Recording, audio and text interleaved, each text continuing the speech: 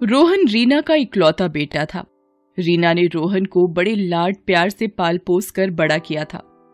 रोहन के पिता की बचपन में ही मृत्यु हो जाने की वजह से रीना अकेले ही मोहन की पढ़ाई व घर का खर्चा चलाती थी, लेकिन इसके बावजूद रोहन को किसी चीज की कमी महसूस नहीं होने दी थी।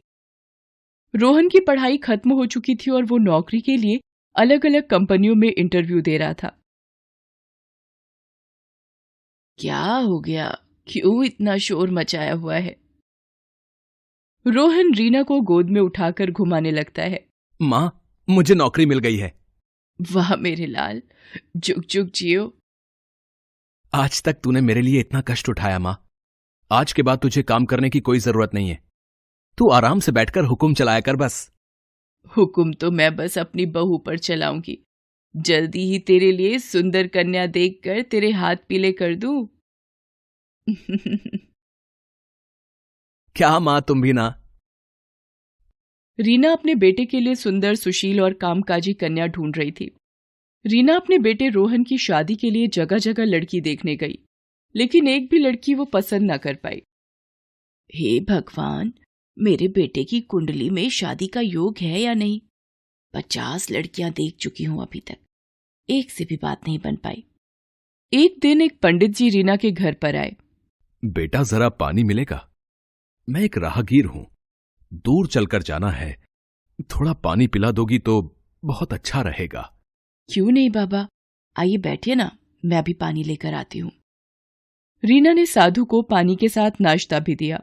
साधु बहुत खुश हो जाते हैं और कहते हैं, बेटी, भगवान तेरा भला करे, तेरी सारी मनोकामना पूर्ण करे। बाबा जी, अब मेरी एक ही मनोकामना है कि मेरे बेटे के लिए एक सुंदर सुशील कन्या देखकर शादी करा दूं।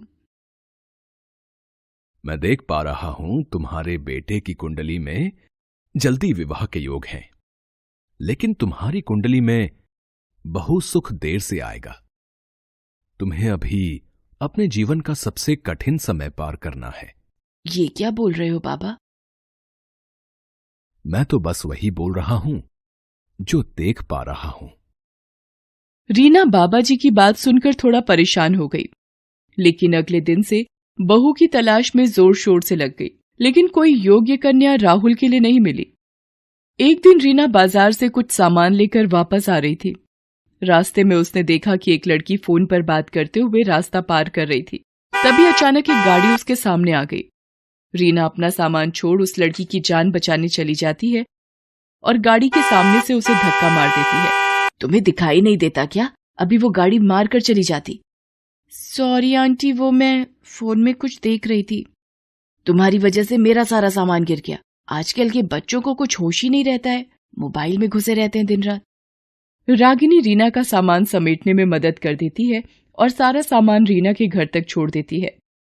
जैसे ही रागिनी सारा सामान रखकर रीना के घर से बाहर निकल रही होती है, वो रोहन से टकरा जाती है और रागिनी रोहन के ऊपर गिर पड़ती है। रोहन रागिनी के खूबसूरत चेहरे को देखता रह जाता है। ये लड़की भी आफत है, एक काम ठीक से नहीं करती, जब देखो यहाँ वहां से गिरती पड़ती रहती है। दोनों खड़े होते हैं, लेकिन रोहन रागिनी के खूबसूरत चेहरे से अपनी नजरें नहीं हटा पा रहा होता है।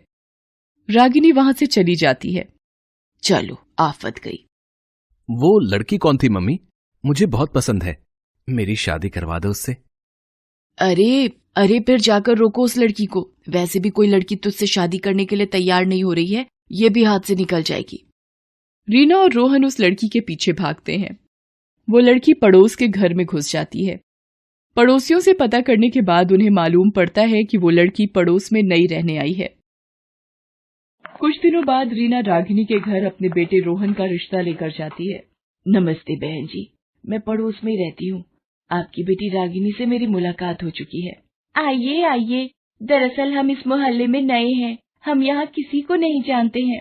मेरे बेटे रोहन को आपकी बेटी रागिनी बहुत पसंद है, वो आपकी बेटी रागिनी से शादी करना चाहता है। वाह, ये तो बहुत ही खुशी की बात है। हम अपनी बेटी रागिनी से बहुत परेशान हैं। वो आए दिन कुछ न कुछ गड़बड़ करती ही रहती है। शादी के बाद उसके सर पर जिम्मेदारी होगी, तब जाकर वो सुधरेगी। सभी की रजामंदी से कुछ ही दिनों में रागिनी और रोहन की शादी हो जाती है और रागिनी रीना के घर पर बहू बनकर आ जाती है। रीना और रोहन बेहद ही खुश होते हैं। बेटा रागिनी, अब ये घर भी तुम्हारा है। जी मम्मी जी। शादी के दूसरे ही दिन से रागिनी अपनी लापरवाही शुरू कर देती है। सामान इधर उधर रख के भूल जाना, घर गंदा रखना, दिन भर फोन में लगे रहना और बचे वक्त में अपने मायके चले जाना। रागिनी के इस व्यवहार से रोहित और रीना दोनों बहुत परेशान रहने लगे थे। एक दिन की बात है, घर पर कुछ मेहमान आने वाले थे। बेटा, आज घर पर तुम्हें देखने आस पड़ोस की औरतें आ रही हैं। शाम को तैयार रहना। हाँ ठीक है। शाम के वक्त सारी औरतें घर पर आ जाती हैं। रीना रागिनी को बुलाने उसके कमरे में जाती है तो वो कमरे में नहीं होती। रीना पूरे घर में रागिनी को ढूंढती है लेकिन वो नहीं मिलती। अंत में रीना उसे फोन करती है। रागिनी, कहाँ हो तुम? घर पर सारे मेहमान आ चुके हैं, तुम्हारा अता पता ही नहीं है। मम्मी जी, वो मैं तो अपने मायके आ गई थी। मैंने तुम्हें सुबह ही बताया था ना कि मेहमान आने वाले हैं, फिर भी तुम अपने मायके चली गई। सॉरी मम्मी जी, मेरे दिमाग से निकल गया। मैं अभी घर आती हूँ। रागिनी घर आकर सभी को संभाल लेती है, लेकिन रीना रागिनी के व्यवहार से बहुत ही दुखी होती है। रीना सोचती है कि अब रागिनी को कुछ न कुछ सबक सिखाना ही पड़ेगा, इसलिए रीना कुछ दिनों के लिए अपने मायके जाने का फैसला करती है। रागिनी, मैं कुछ दिनों के लिए अपने मायके जा रही हूँ। घर का ख्याल रखना। कचरे वाला सुबह 7 बजे आता है। सुबह जल्दी उठकर कचरा उसे दे देना, वरना कचरा दिन भर घर में पड़ा गंध मचाएगा। रसोई की खिड़की बंद रखना, नहीं तो वहां से बिल्ली आकर सारा खाना खा जाएगी। ठीक है मम्मी जी, आप बिल्कुल चिंता मत कीजिए। रीना अपने मायके चली जाती है। घर की सारी जिम्मेदारी रागिनी पर आ जाती है। अगले दिन रागिनी सुबह लेट से उठती है। ओहो, 8 बज गए। अब तो कचरा लेने वाले भैया आकर चले भी गए होंगे। अब ये कचरा दिन भर यहीं पड़े पड़े गंध मचाएगा। रागिनी, मेरा नाश्ता जल्दी दे दो, मुझे ऑफिस जाना है। हाँ, अभी लाई। रागिनी जल्दी जल्दी नाश्ता बनाने लगती है। रोहन को नाश्ता देने के बाद वो थोड़ी देर अपने फोन में लग जाती है और जैसे ही वो खुद नाश्ता करने जाती है, वो देखती है कि रसोई की खिड़की खुली थी और वहां से सारा नाश्ता भी गायब हो चुका था। वो समझ जाती है कि ये काम बिल्ली का ही है। एक तो ये कूड़े की बदबू बर्दाश्त नहीं हो रही, ऊपर से नाश्ता भी बिल्ली चट करके गई। मम्मी जी कितना काम करती हैं। 2-3 दिन में रागिनी की बुरी हालत हो जाती है। वो धीरे धीरे घर की जिम्मेदारी समझने लगती है और घर के कामों को सही से करने लगती है। 1 महीने बाद रीना वापस आती है तो वो देखती है कि घर बिल्कुल साफ सुथरा है। मम्मी जी, मैं समझ गई हूँ कि आप कितना काम करती हैं। बेटा, मैं तुम्हें यही सबक सिखाने के लिए अपने मायके चली गई थी। मुझे ये देखकर बहुत खुशी हो रही है कि तुम घर की जिम्मेदारी समझने लगी हो और घर को पूरी तरह व्यवस्थित रख रही हो। जी मम्मी जी, मैं पूरी तरह से समझ गई हूँ। उस दिन के बाद रागिनी और रीना साथ में घर की सारी जिम्मेदारी संभालते